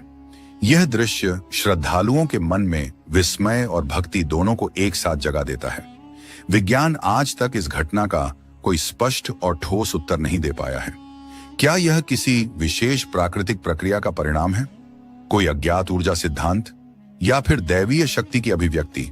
सनातन परंपरा में इस ज्योति को भगवान बद्री विशाल की दिव्य उपस्थिति का प्रतीक माना जाता है। यह विश्वास है कि कपाट बंद होने के बाद स्वयं देवता यहां पूजा करते हैं और उसी दिव्य तेज से यह ज्योति प्रज्वलित रहती है। जो भी श्रद्धालु इस दृश्य का साक्षात्कार करता है, उसके लिए यह अनुभव जीवन भर की स्मृति बन जाता है। इसके अतिरिक्त बद्रीनाथ मंदिर की एक और अनोखी परंपरा है।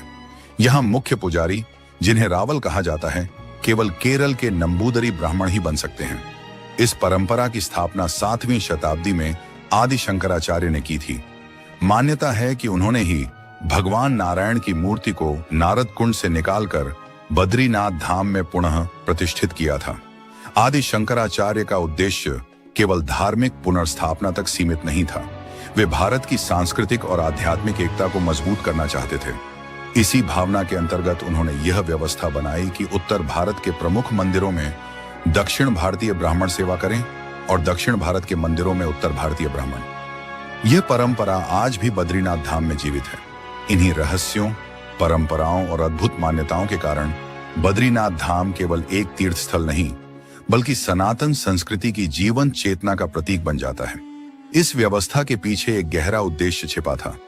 भारत के विभिन्न क्षेत्रों में रहने वाले लोग एक दूसरे की परंपराओं से परिचित हों, अलग अलग संस्कृतियों के बीच संवाद बने और सनातन धर्म की मूल एकता सदैव अक्षुण्ण रहे। बद्रीनाथ मंदिर में मुख्य पुजारी यानी रावल बनने का मार्ग अत्यंत कठिन और अनुशासित होता है। इस पद के लिए केवल वही नंबूदरी ब्राह्मण चुने जाते हैं जिन्हें वेदों तथा सनातन शास्त्रों का गहन और प्रामाणिक ज्ञान हो। रावल नियुक्त होने से पहले उन्हें नायब रावल के रूप में सेवा करनी होती है।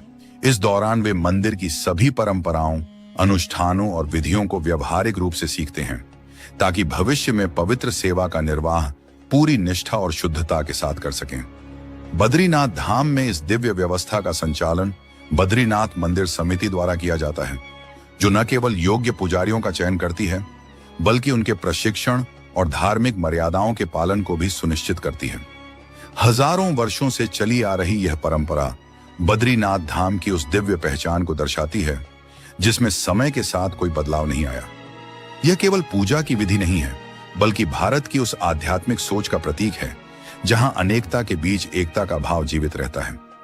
बद्रीनाथ धाम की मान्यताएं और परंपराएं इसे केवल एक मंदिर नहीं बल्कि एक रहस्यमय और अलौकिक ऊर्जा से भरा स्थान बना देती हैं, जिसकी दिव्यता हर भक्त के मन को भीतर तक स्पर्श करती है।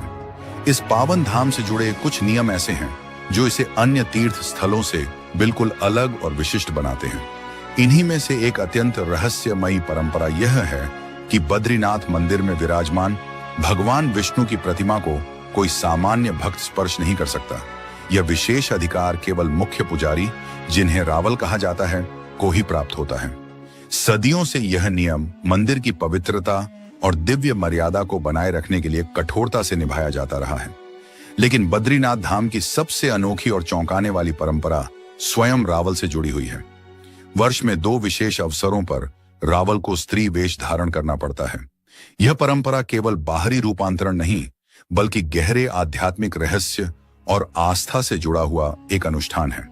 बद्रीनाथ मंदिर में भगवान विष्णु अपने नर नारायण स्वरूप में विराजमान माने जाते हैं और यहाँ माता लक्ष्मी की उपस्थिति और पूजा को अत्यंत अनिवार्य माना गया है। मंदिर परंपरा के अनुसार जब विजयदशमी के आसपास शीतकाल के लिए मंदिर के कपाट बंद किए जाते हैं, तब माता लक्ष्मी के विग्रह को गर्भगृह में विशेष रूप से स्थापित किया जाता है। वहीं वसंत पंचमी के शुभ अवसर पर कपाट खुलने की तिथि तय की जाती है, जो सामान्यतः अप्रैल माह में होती है। इसी दौरान एक अत्यंत रहस्यमयी अनुष्ठान संपन्न किया जाता है, जिसमें रावल को देवी लक्ष्मी की सखी पार्वती का स्वरूप धारण करना होता है। धार्मिक मान्यताओं के अनुसार पुरुष द्वारा देवी को प्रत्यक्ष स्पर्श करना वर्जित माना गया है।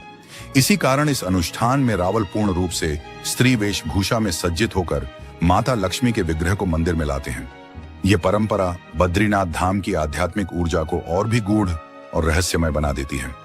यही कारण है कि बद्रीनाथ मंदिर केवल एक तीर्थ स्थल नहीं रह जाता, बल्कि श्रद्धा, चमत्कार और दिव्यता का ऐसा केंद्र बन जाता है जहां हर नियम और हर परंपरा किसी न किसी आध्यात्मिक सत्य से जुड़ी हुई प्रतीत होती है।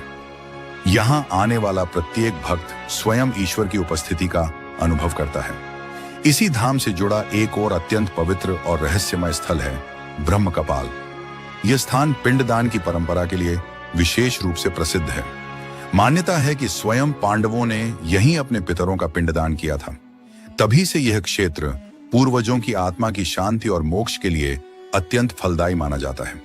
धार्मिक विश्वासों के अनुसार ब्रह्म कपाल में पिंडदान करने से पितरों को मोक्ष प्राप्त होता है और वे नरक लोक के बंधनों से मुक्त हो जाते हैं। स्कंद पुराण में भी ब्रह्म कपाल को एक श्रेष्ठ पितृ तीर्थ के रूप में वर्णित किया गया है। इस स्थान से जुड़ा एक और रहस्य भगवान शिव की कथा से संबंधित है। कहा जाता है कि जब ब्रह्मा जी अपनी ही सृष्टि शतरूपा के सौंदर्य पर मोहित हो गए थे, तब भगवान शिव ने अपने त्रिशूल से उनका 5वां सिर काट दिया। इस कारण शिव जी पर ब्रह्म हत्या का दोष लगा। इस पाप से मुक्ति पाने के लिए उन्होंने इसी स्थान पर कठोर तपस्या की थी। मान्यता है कि बद्रीनाथ के ब्रह्म कपाल में ही भगवान शिव को इस दोष से मुक्ति मिली थी। इसी वजह से यह स्थान न केवल पितरों के मोक्ष के लिए, बल्कि ब्रह्म हत्या जैसे महापाप से मुक्ति का भी प्रमुख तीर्थ माना जाता है। आज भी दूर दूर से श्रद्धालु यहाँ अपने पूर्वजों के लिए पिंड दान करने आते हैं, ताकि उनकी आत्मा को शांति मिले और वे सद्गति को प्राप्त कर सकें। बद्रीनाथ धाम की पवित्र भूमि पर स्थित वसुधारा जलप्रपात अपने भीतर एक अनोखा रहस्य समेटे हुए है। लगभग 400 फीट की ऊंचाई से गिरता यह झरना बद्रीनाथ मंदिर से करीब 4 किलोमीटर की दूरी पर स्थित है। देखने में यह भले ही एक प्राकृतिक जलधारा लगे, लेकिन इसकी पहचान केवल सौंदर्य तक सीमित नहीं है। यह स्थान गहरे आध्यात्मिक विश्वासों से जुड़ा हुआ माना जाता है। ऐसी मान्यता है कि महाभारत के पश्चात पांडवों ने जब स्वर्ग की ओर अपनी अंतिम यात्रा आरंभ की थी, तो वे इसी मार्ग से आगे बढ़े थे। कहा जाता है कि इसी स्थान पर सहदेव ने अपने नश्वर शरीर का त्याग किया था।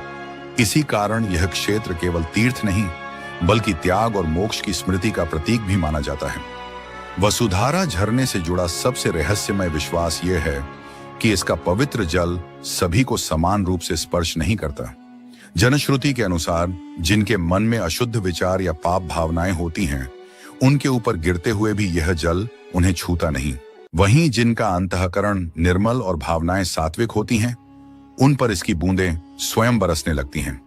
इसी विश्वास के कारण इसे केवल जलप्रपात नहीं, बल्कि आत्मिक शुद्धि का द्वार माना जाता है। जब ऊंचाई से गिरती इसकी सूक्ष्म धाराएं सूर्य की किरणों से टकराती हैं, तो चारों ओर एक अलौकिक चमक फैल जाती है। यह दृश्य इतना मोहक होता है कि वहां उपस्थित हर व्यक्ति एक अलग ही ऊर्जा और शांति का अनुभव करता है।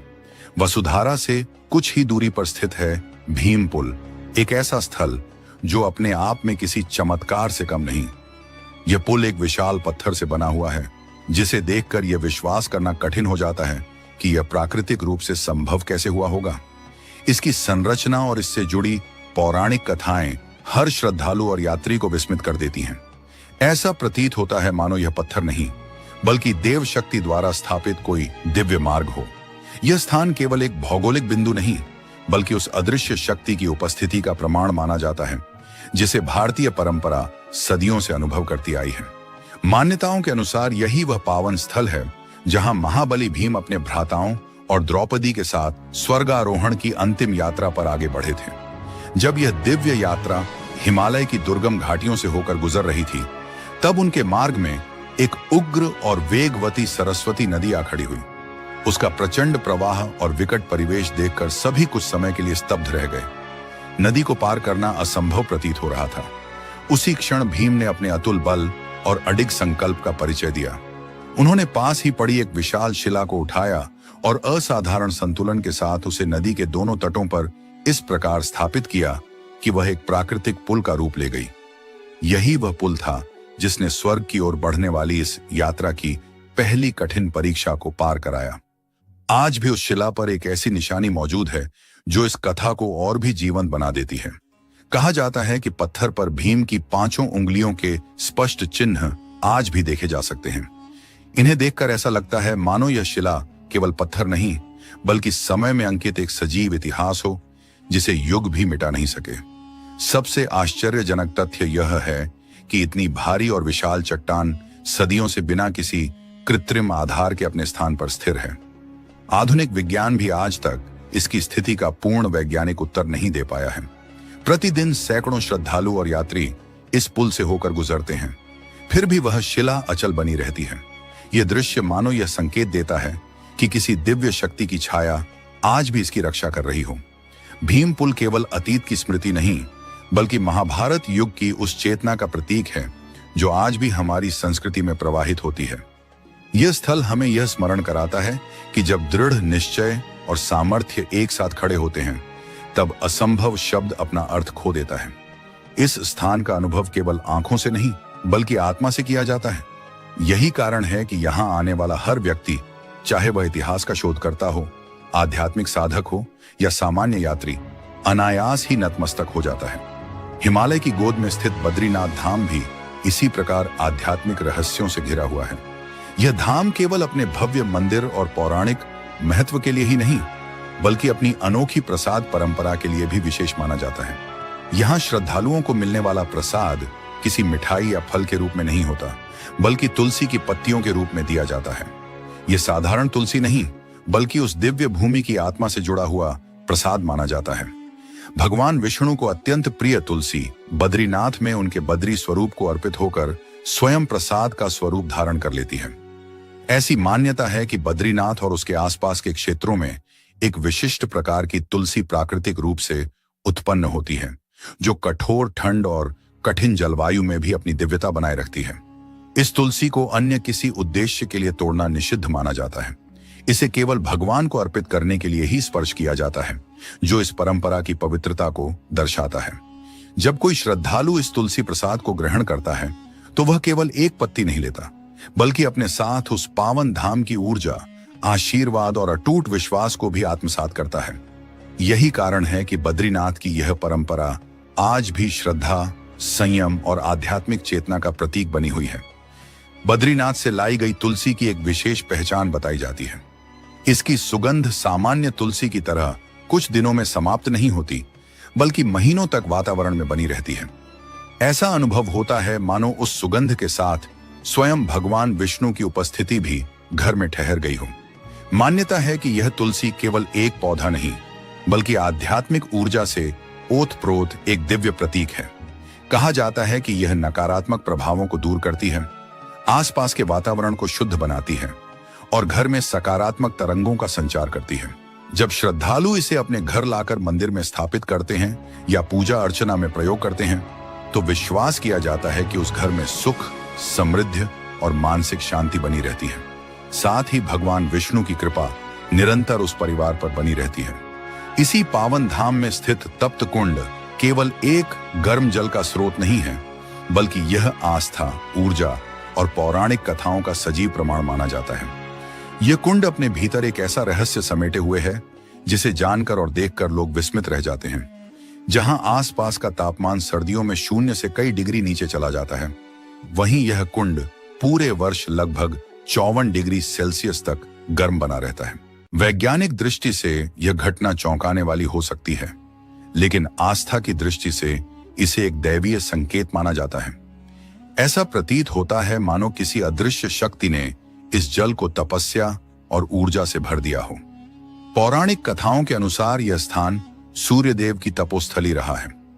कहा जाता है कि जब सूर्यदेव को एक पाप का बोध हुआ तब भगवान नारायण ने उन्हें इसी स्थान पर तप करने का निर्देश दिया। सूर्यदेव ने यहाँ कठोर साधना की और तभी से यह कुंड पवित्रता और चमत्कार का प्रतीक बन गया। इसे सूर्यदेव की तपस्या की अग्नि का स्वरूप माना जाता है, जिसकी ऊर्जा आज भी इस जल में विद्यमान है।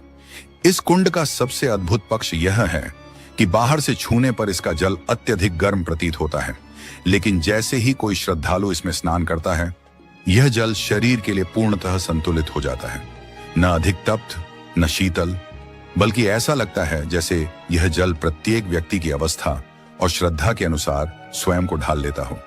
तप्त कुंड में स्नान को केवल एक धार्मिक परंपरा नहीं, बल्कि आत्मिक और मानसिक शुद्धि की प्रक्रिया माना जाता है। जन विश्वास है कि इस जल में स्नान करने से त्वचा संबंधी रोगों में लाभ मिलता है और मानसिक तनाव से राहत मिलती है। यह स्नान तन के साथ साथ मन को भी निर्मल करता है, मानो इसकी ऊर्जा आत्मा की गहराइयों तक पहुंच जाती हो। बद्रीनाथ धाम आने वाला हर श्रद्धालु जानता है कि तप्त कुंड में स्नान किए बिना यह यात्रा अधूरी मानी जाती है। यहाँ स्नान के दौरान जो अनुभूति होती है, उसे शब्दों में बांध पाना कठिन है। भीतर ऊर्जा का प्रवाह, ईश्वर से जुड़ाव और एक अदृश्य शक्ति की अनुभूति, यही तप्त कुंड की दिव्यता है, जहां आस्था, ऊष्मा और आत्मिक शांति एक साथ अनुभव की जाती है। यह कुंड अपने भीतर केवल गर्म जल नहीं, बल्कि युगों पुरानी साधना और पवित्रता की ज्वाला को आज भी संजोए हुए है। इसीलिए बद्रीनाथ धाम को केवल एक मंदिर नहीं, बल्कि एक जीवित तपोभूमि माना जाता है, जहां स्वयं भगवान हरि नारायण रूप में गहन तपस्या में लीन माने जाते हैं। वह स्थान केवल एक तीर्थ नहीं, बल्कि एक जीवित साधना स्थल है।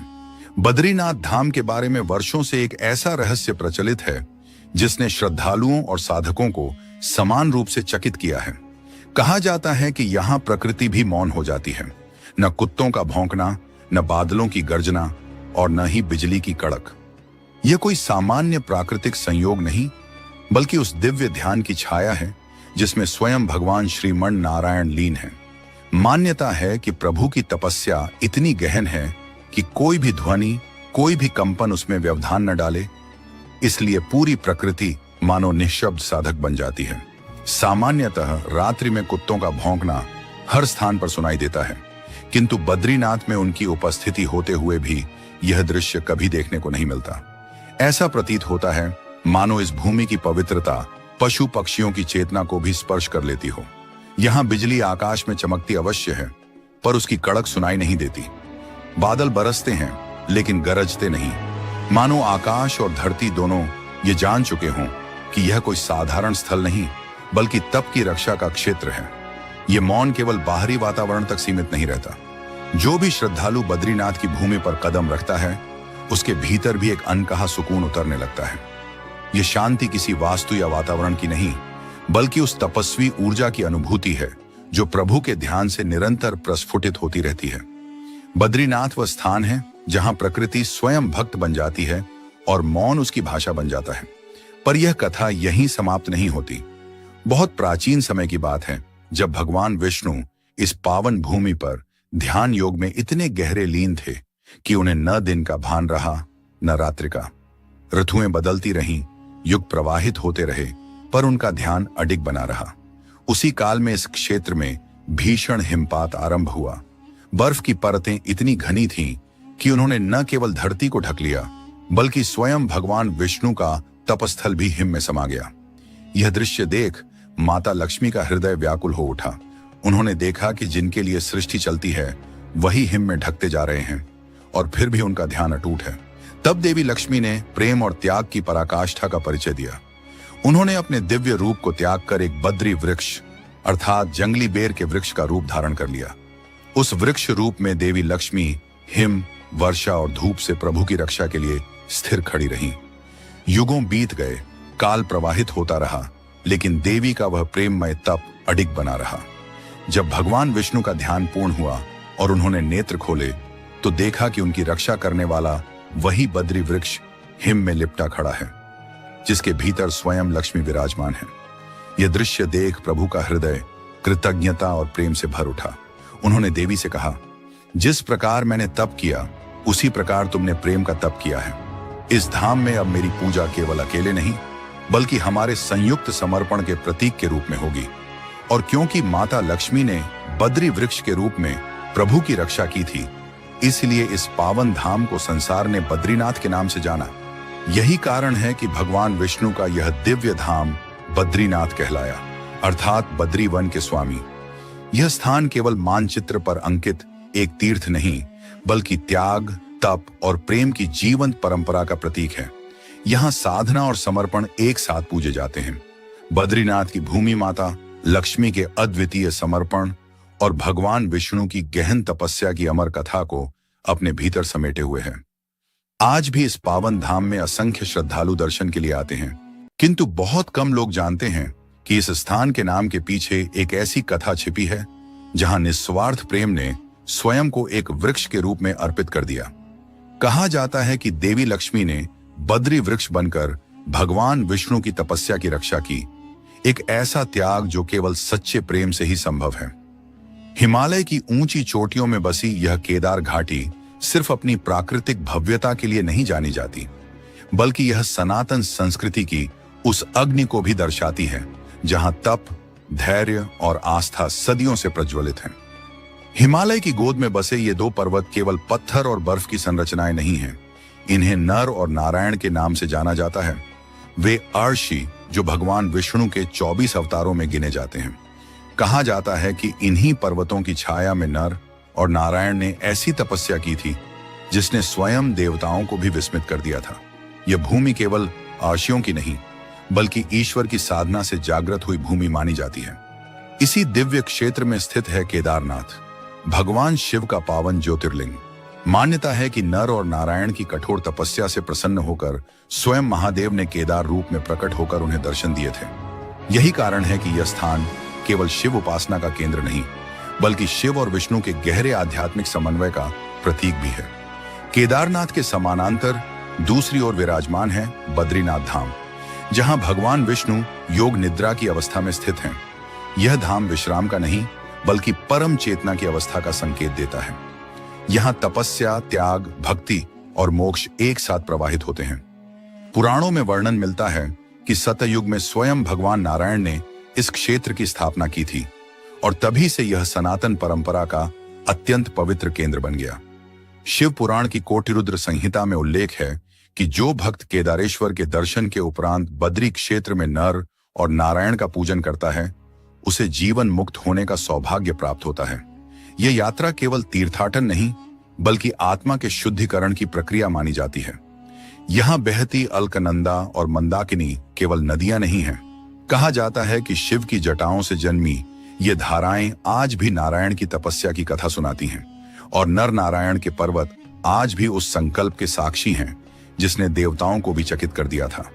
लेकिन पुराण केवल कथाएं नहीं हैं, वे आने वाले समय की चेतावनियां भी हैं। सनातन मान्यताओं के अनुसार जब धरती पर अधर्म की छाया गहरी होने लगती है, तब प्रकृति भी अपने स्वरूप में परिवर्तन करने लगती है। ऐसी ही एक रहस्यमयी भविष्यवाणी बद्रीनाथ और केदारनाथ धाम से जुड़ी है। कहा गया है कि जब पृथ्वी पर भूकंप, जल प्रलय और भीषण सूखे की घटनाएं बढ़ेंगी, जब गंगा अपना मार्ग बदलने लगेगी, उसी काल में ये दोनों धाम भी धीरे धीरे अदृश्य होने लगेंगे। यह केवल प्राकृतिक आपदा नहीं होगी, बल्कि एक पूरे युग के समापन का संकेत होगा। सबसे रहस्यमय संकेत नर और नारायण पर्वतों से जुड़ा है। मान्यता है कि जिस दिन ये दोनों पर्वत आपस में मिल जाएंगे, उसी दिन बद्रीनाथ धाम का मार्ग सदा के लिए बंद हो जाएगा। आज भी ये पर्वत अलग अलग खड़े हैं, लेकिन समय के साथ ऐसा प्रतीत होता है मानो वे एक दूसरे की ओर बढ़ रहे हों। इसी क्रम में जोशीमठ में स्थित भगवान नरसिंह की मूर्ति का उल्लेख भी किया जाता है, जिनका एक हाथ वर्षों से पतला होता जा रहा है। मान्यता है कि जिस दिन यह हाथ पूरी तरह लुप्त हो जाएगा, उसी दिन बद्री और केदारनाथ धाम के अंतर्ध्यान की प्रक्रिया आरंभ हो जाएगी। ये संकेत केवल मूर्तियों, पर्वतों या नदियों तक सीमित नहीं है। ये संकेत समय के भीतर छिपे हैं, एक ऐसे दिव्य चक्र का हिस्सा जो कलयुग के अंत की ओर बढ़ रहा है। लेकिन सनातन दर्शन हमें यह भी सिखाता है कि जहां अंत होता है, वहीं से एक नई शुरुआत भी जन्म लेती है। कहा जाता है कि समय के साथ जब वर्तमान बद्रीनाथ और केदारनाथ जैसे महान धाम अपनी भौतिक उपस्थिति खो देंगे, तब हिमालय की गोद में एक नया दिव्य तीर्थ प्रकट होगा। इस भविष्य के तीर्थ को भविष्य बद्री कहा गया है। यह स्थान साधारण यात्रियों के लिए नहीं, बल्कि उन पुण्य आत्माओं के लिए होगा जिन्होंने सत्य, संयम और तप के मार्ग को जीवन का आधार बनाया होगा।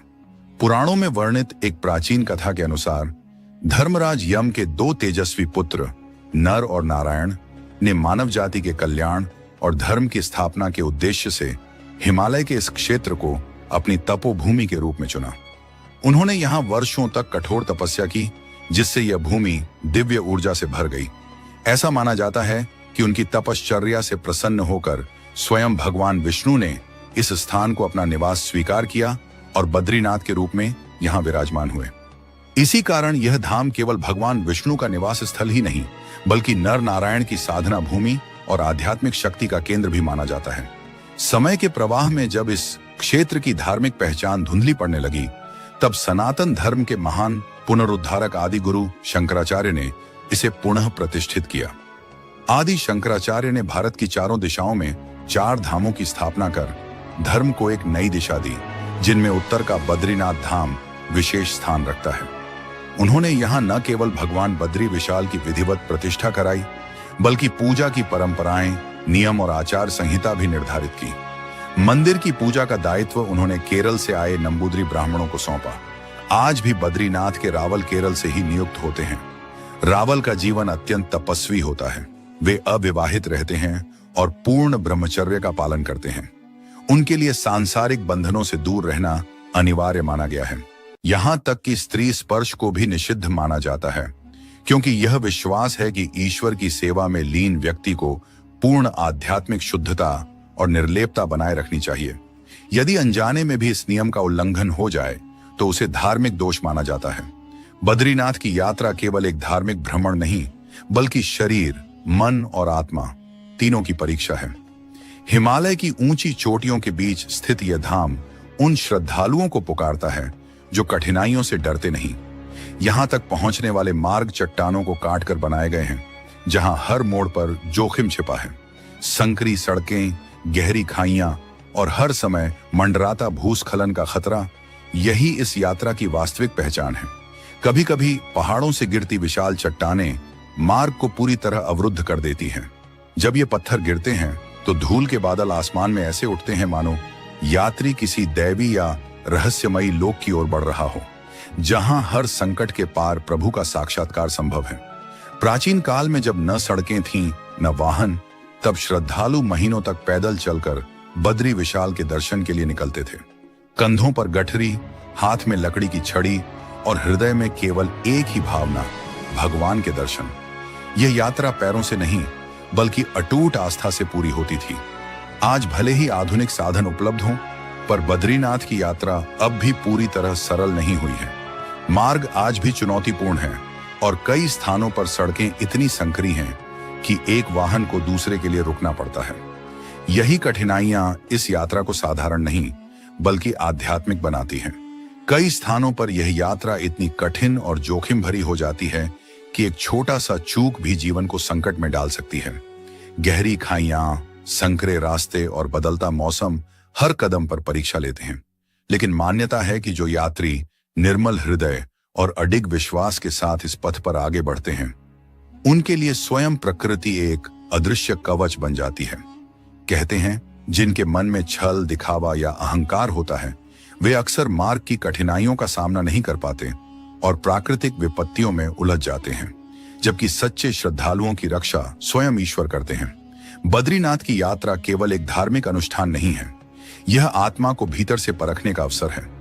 यहाँ हर यात्री अपने भीतर छिपी सहन शक्ति, धैर्य और भक्ति को नए रूप में अनुभव करता है। रास्ते का हर पत्थर, हर मोड़ और हर चढ़ाई मानो साधक को प्रभु के और निकट ले जाती है। यह संपूर्ण यात्रा आत्मिक विकास का जीवन प्रतीक बन जाती है। बद्रीनाथ धाम का प्रत्येक कोना दिव्यता से परिपूर्ण है, लेकिन यहाँ एक ऐसी परंपरा प्रचलित है जो इसे अन्य सभी तीर्थों से अलग पहचान देती है।